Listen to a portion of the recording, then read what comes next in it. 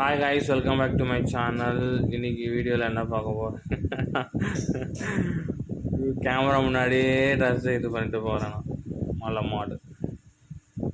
So நானும் எங்கள் அம்மாவும் வந்து ரொம்ப வீட்டில் போர் அடிச்சதுன்னு சொல்லிட்டு பக்கத்தில் இருக்கிற ஒரு பார்க்குக்கு வந்திருந்தோம். ஸோ எனக்கு சின்ன வயசுலேருந்தே எனக்கு இந்த பார்க்கில் வந்து எனக்கு இந்த ஊஞ்சல் வந்து ரொம்ப பிடிக்கும். நிறைய விளையாட்டு எக்யூப்மெண்ட்ஸ்லாம் இருக்கும், பட் இந்த ஊஞ்சல்னால் எனக்கு ரொம்ப இஷ்டம். இப்பயும் நான் குழந்த தான். ஸோ அதனால் வந்து கொஞ்சம் போயிட்டு உக்காந்தேன். ஆனால் எல்லோரும் ஒரு மாதிரி பார்த்தாங்க. பரவாயில்ல இருக்கட்டும் அப்படின்ட்டு உட்காந்துட்டு இருந்தேன். அப்புறம் ஒருத்தர் வந்தார்.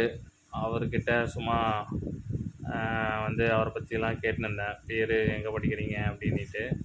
அவர் வந்து சிபிஎஸ்சி ஸ்கூலில் மாங்காடில் படிக்கிறாராம். அவருக்கு வந்து அவருடைய பேஷன் என்ன அப்படின்ட்டு நான் கேட்டேன். உன்னோடய பேஷன் என்னப்பா, உன்னோடய ட்ரீம் என்ன அப்படின்னு கேட்டதுக்கு, சயின்டிஸ்ட் ஆக போகிறேண்ணா நான் அப்படின்னாரு. அதுக்கு நான் சொன்னேன், அப்போது வந்து என்ன சயின்டிஸ்ட் ஆகணும் உனக்கு அப்படின்னு கேட்டதுக்கு தெரியல அப்படின்னாரு. ஸோ நான் என்ன சொன்னேன், வாழ்க்கை சும்மா இல்லாமல் வீட்லேயே உட்காந்துட்ருக்கணும், ஆனால் வந்து பணம் நம்ம சம்பாதிக்கணும், பணம் வரணும், நல்லா ஊர் சுற்றணும், நல்லா சாப்பிட்ணும், ஆனால் வந்து வேலைக்கெலாம் போகக்கூடாது, அந்த மாதிரி கண்டுபிடிப்பா அப்படின்னேன். ஒரு முறைச்சார் என்ன அவர்.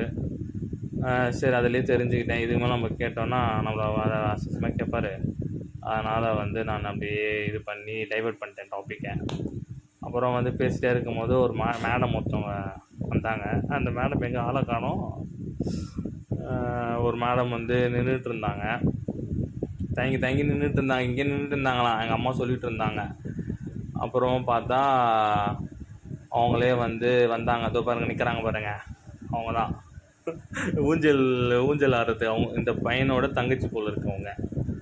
ஸோ வந்து கிட்ட வந்து என் மூஞ்சி திருன்னு பார்த்துன்னு இருந்தாங்க. அப்புறம் நான் வந்து என்னம்மா வேணும் அப்படின்னா, எனக்கு ஊஞ்சல் வேணும் அங்கிள் அப்படின்னாங்க. எனக்கு இந்த காது எனக்கு சரியாக கேட்காதுமா, அதனால் இந்த பக்கம் வந்து சொல்லுமா அப்படின்னேன். அதையும் நம்பி எனக்கும் எனக்கு ஊஞ்சல் வேணும் அங்கிள் அப்படின்னாங்க. அப்புறமா வந்து சரி உட்காருமா அப்படின்னு சொல்லிட்டு விட்டு கொடுத்துட்டேன். என்ன பண்ணுறது, எவ்வளோ பெரிய மனசு பாருங்கள் எனக்கு.